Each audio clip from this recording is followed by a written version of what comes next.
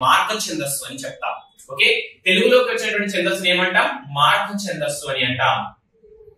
Next మార్గ ఛందస్సు అంటే ఇది అనువాద ఛందస్సు అని కూడా చెప్పవచ్చు. మార్గ ఛందస్సుని ఏమని చెప్తాం? అనువాద ఛందస్సు అని కూడా చెప్తాం. తెలుగులో ప్రత్యేకంగా ఏర్పడిన ఛందస్సుని ఏమంటామంటే దేశీ ఛందస్సు అంటాం. ఏమంటాం? దేశీ ఛందస్సు అంటాం. దీన్ని స్వతంత్ర ఛందస్సు అని కూడా పిలవడం జరుగుతుంది. ఓకే, మార్గ ఛందస్సు. ఈ మార్గ ఛందస్సు కిందకి ఏ వస్తాయి అంటే వృత్త పద్యాలు అవి రావడం జరుగుతుంది. ఏంటి? వృత్త పద్యాలు రావడం జరుగుతుంది.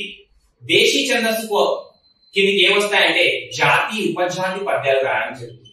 జాతి ఉపజాతి పద్యాలు అనేవి దేశీ ఛందస్సుకు ఉదాహరణగా చెప్తాం. నెక్స్ట్ మార్గ ఛందస్సుకి ఆద్యుడిగా ఎవరిని చెప్తామంటే నన్నయ్యని చెప్పడం జరుగుతుంది.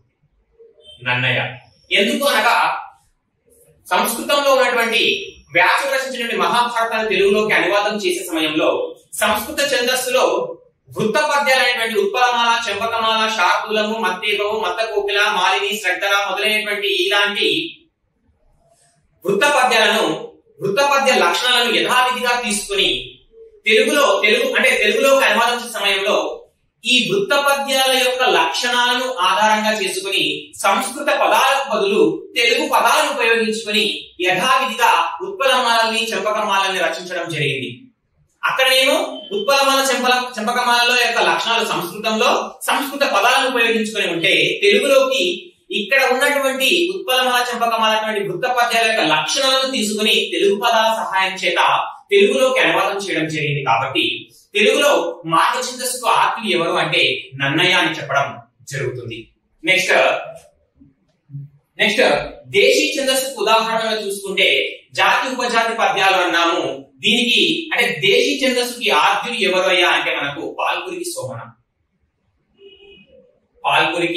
సోమన గారిని మనము చెప్పడం జరుగుతుంది. బసవ ఉదాహరణలు కానీ రగడలు కానీ ఇవన్నీ దేశీ ఛందస్సుకు ఉదాహరణగా ఉంటాయండి.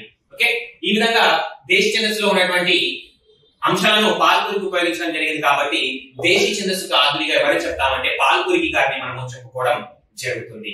నెక్స్ట్ తెలుగులో తొలి ఛందో గ్రంథము, సంస్కృతంలో తొలి ఛందో గ్రంథము పింగళ ఛందస్సు. పింగళ అని చెప్పుకున్నాం. ఆయనే ఛందస్సుకి ఆద్యుడిగా మూల పురుషుడిగా ఉంటాడని కూడా మనము చెప్పుకున్నాం.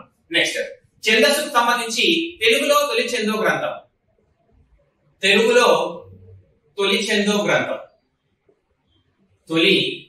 గ్రంథం కవిజనాశ్రయం.